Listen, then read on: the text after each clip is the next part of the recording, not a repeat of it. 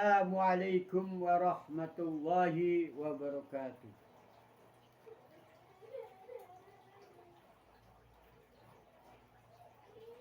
Pahala sodakoh sampai ke dalam kubur, yaitu yang al-hadisnya idza mata Adam in qata'a amaluhu illa min illa min wa illa min salat wa salatin sadaqatin jariyatin au ilmin yanfa'u bihi au waladin shalihan yad'u lahu.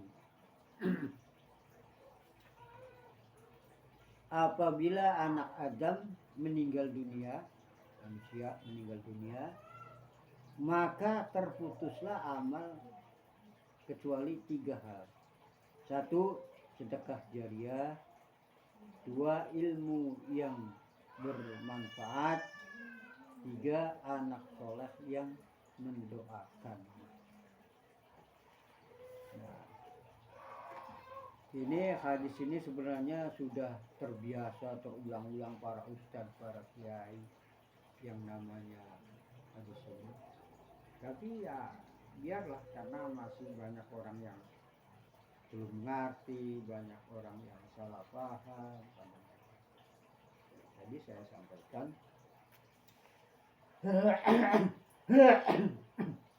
sampaikan di sini tentang oh ya, jadi sebelum saya menyampaikan ini, bahwa yang mendengarkan ceramah saya ini yakinlah bahwa pahala itu ada. Yakinlah bahwa alam kubur itu ada. Yakinlah bahwa alam kubur itu bisa mendapat nikmat kubur, bisa mendapat siksa kubur. Nah, disinilah makanya saya perlu sampaikan, kalau yang bisa meyakini itu, ya silakan apakah mendengar ceramah saya ini. Kalau yang tidak bisa, ya sudah. Kan anak kecil yang di bawah 13 tahun juga ya tidak usah dengar ini. Nah, cukup dia itu ya tidak usah mendengarkan ceramah saya yang begini, karena nanti tidak nyambung.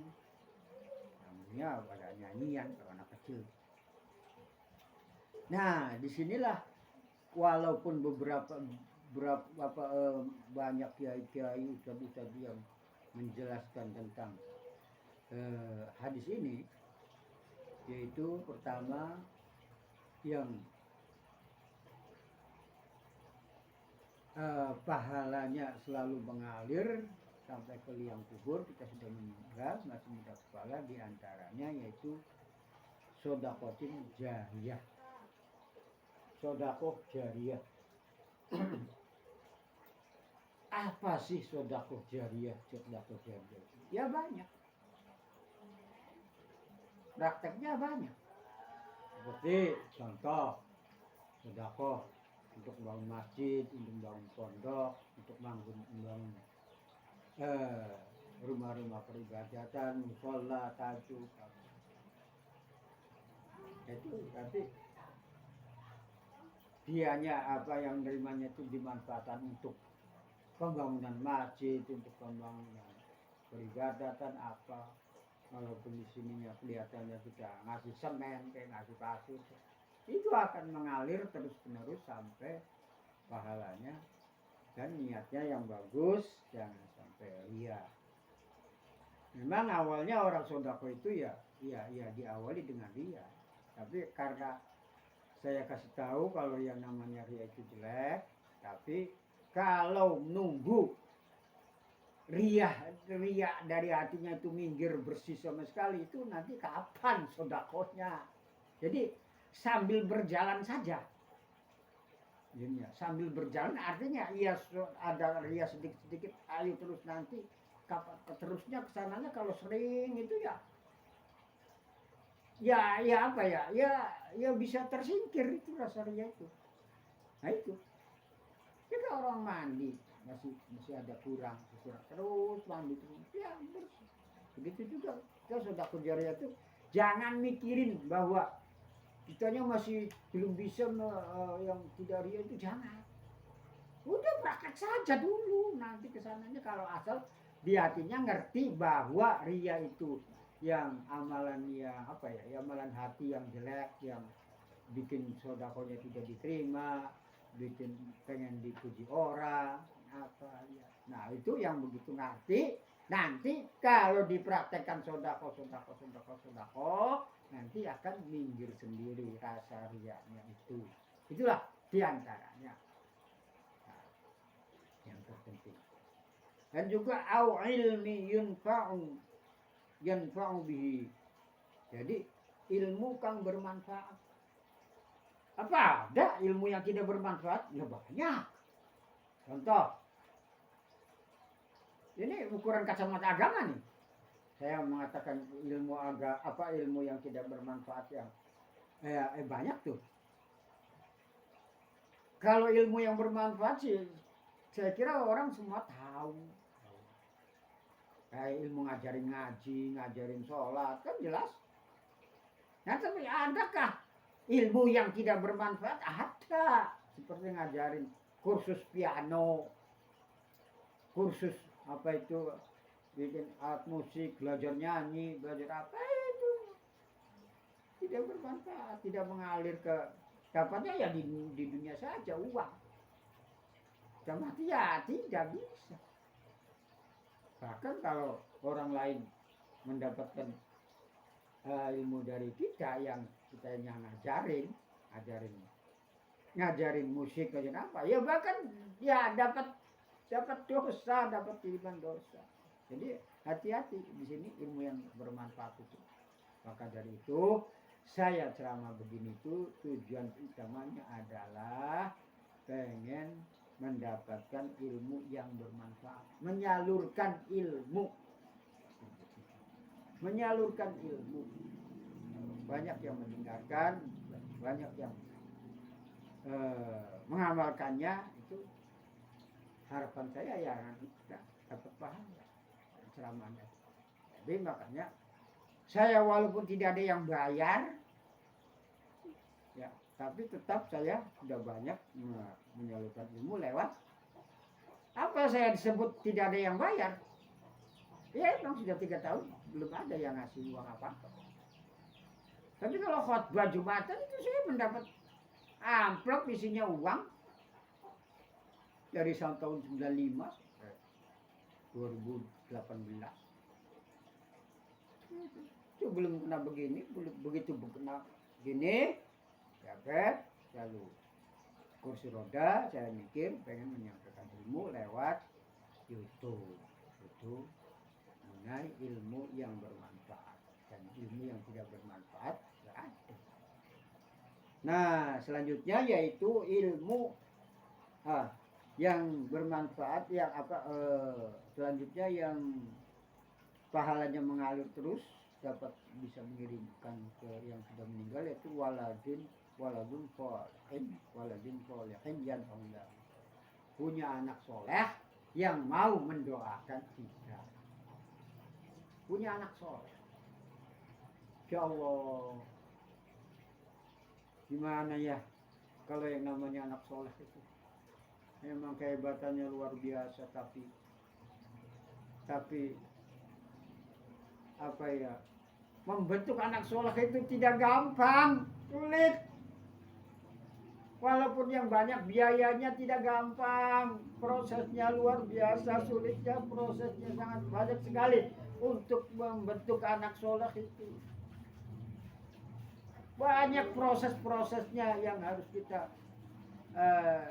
kerjakan, yang harus kita alami. Yang namanya waladun sholehan, ya Allah. Jadi kembali pada anak soleh itu, bagi orang-orang yang punya anak, berdoalah, terutama minta pada Allah. Contohnya kayak Nabi Ibrahim, seorang Nabi. Tuh kenapa? Doa, Robbi habli minas solehin. Pengen punya anak itu, anak soleh itu, doa Nabi Ibrahim itu. Ya, karena dia tahu bahwa sejarah dulu Nabi Nuh punya anak yang namanya Kan'an. Nabi Nuh Rasul pertama, tapi anaknya kafir. Makanya Nabi Ibrahim yaitu Robbi habli minas sholihin. Begitu juga kita yang bukan apa-apa, ya mengharapkan anak soleh, yaitu ya dengan susah payah lah, ya biayanya ya doa aja, berdoa. Jadi Allah mengasihi rizki dengan mengasihi anak soleh itu berbeda. Kalau rizki yang berdoa dan tidak berdoa pun semua dikasih, bedanya halal haramnya. Nah kalau yang namanya anak soleh, kalau tidak minta, tidak berdoa, ya tidak dikasih. Jadi harus wajib berdoa. Dan banyak lagi yang menunjang bisa jadi anak soleh itu. Karena nanti kehebatannya luar biasa, kemanfaatannya luar biasa. Bukan sekedar orang tuanya saja loh yang mendapat iman, Pak, yang mendapat apa ya namanya, mendapat keenakan itu. Bukan ibu bapaknya saja. Bahkan anak soleh itu bisa apa ya? Bisa mengasih kesenangan, bisa mengasih keenakan orang sekampung. Ya contohnya di kampung saya sendiri. Ada seorang ustadz yang setiap bulan Dzulhijjah dari Jakarta bawa sapi di sini 40 dibagikan di sini, sembelih di sini. Itu tidak gampang loh. Orang yang ilmunya tinggi, ilmunya punya itu banyak, yang sarjana, yang apa, tapi yang semacam itu, ya itulah yang namanya waladun sholihan yad'ulahu itu. Di hadisnya sih yad'ulahu itu untuk orang tuanya yang sudah meninggalnya. Kenyataannya lebih dari itu. Artinya lebih dari itu, yang sebagai tetangganya ya bisa kebagian kesenangannya, keenakannya. Yang sebagian satu kampungnya pun bisa kebagian keenakannya. Jadi yang namanya waladun sholihan itu, waladun sholihan Allah itu tidak gampang, tapi harus kita orang tua harus berusaha. Di situ banyak sekali penjelasan tentang anak soleh, karena di sini saya waktunya sangat terbatas, jadi hanya sekedar memberi penjelasan sebagian sedikit saja, yaitu tentang amalan yang pahalanya mengalir ke kubur. Itu diantaranya yaitu waladun sholihan yad'ulahu, sedekah jariyah, dan amal yang fa'ul linnas, yaitu amal yang bermanfaat untuk orang lain. Jadi orang punya ilmu itu jangan buat sendiri aja, disalurkan untuk orang lain. Ini saya mencontohi begitu. Bukan ria. Saya udah tahu kalau ria itu jelek, ria itu bisa mengapa. Ini kalau saya sebagai penceramah itu bukan ria, mencontohi, litamsil, mencontohi bahwa tuh walaupun saya ilmunya sedikit, tidak apa ya, tidak berstatus ulama, kiai, ustadz, bukan. Iya. Karena saya di sini tidak punya pondok pesantren, tidak punya murid, tidak punya santri, makanya saya disalurkannya lewat khutbah Jum'ah, lewat rekaman di YouTube, di TikTok.